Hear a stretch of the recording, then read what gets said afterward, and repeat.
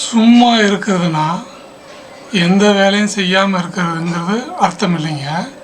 நம்ம வேலை செய்யணும், ஆனால் சும்மா இருக்கணும்.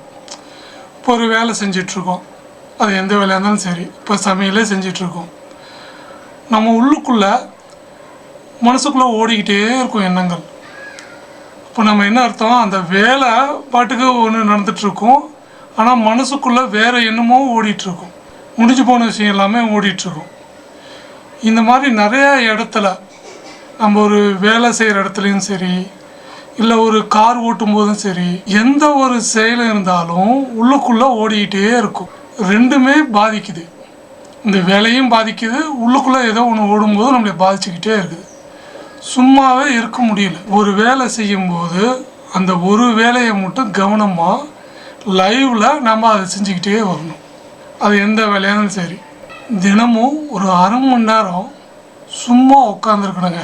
சும்மா உட்காருதுன்னா டிவி பார்க்குறதோ ஃபோன் பேசுகிறதோ இது கிடையாதுங்க. எதுவுமே இல்லாமல் சும்மா உட்காந்துருக்கணும். ஒரு அரை மணி நேரம் தினமும் உட்காந்துக்கிட்டே வந்தோம்னா நமக்குள்ளே நிறையா விஷயங்கள் உள்ளுக்குள்ளே நடக்கிறதெல்லாம் தெரியும். அது கொஞ்சம் கொஞ்சமாக வெளியே போயிட்டே இருக்கும். இந்த மனசு அமைதியானவே எல்லாமே சரி. இப்போ உணர்வாக கவனிக்கும் போது ஆன்மா மூலிமா நம்ம செயல்படாது. ஆன்மா மூலிமா எப்பயுமே புரியுங்க.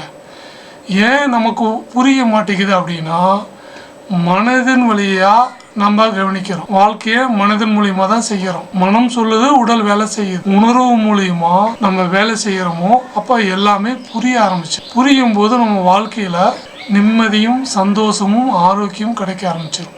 நமக்கு புரிஞ்சாதான் அது சரியாக நம்மளால் செய்ய முடியும். இந்த புரியாதனால தான் இவ்வளோ பிரச்சனை. அதுக்கு நம்ம சும்மாவே இருக்கிறதில்ல. பயிற்சி எடுக்கணும். சும்மா உட்காந்து பார்க்கணும். நம்மளால் எவ்வளோ நேரம் முடியுது, 5 நிமிஷம் தான் உட்கார முடியுது அப்படின்னா நம்ம மனம் அமைதியாகலை. கொஞ்சம் கொஞ்சமாக பயிற்சி எடுத்து தினமும் நம்ம செஞ்சுக்கிட்டே வரும்போது, சும்மா இருந்து பழகிட்டே வந்தோம்னா எந்த விஷயத்தையும் பொறுமையாக செஞ்சு அதுக்கான தெளிவான முடிவுகளை நம்ம எடுப்போம். தெளிவான விஷயத்தை நம்ம செய்வோம். இப்போ சும்மா இருந்தாவே நிறைய விஷயங்களை சடனாக முடிவு எடுத்து சடனாக செஞ்சு முடிச்சிடலாம்.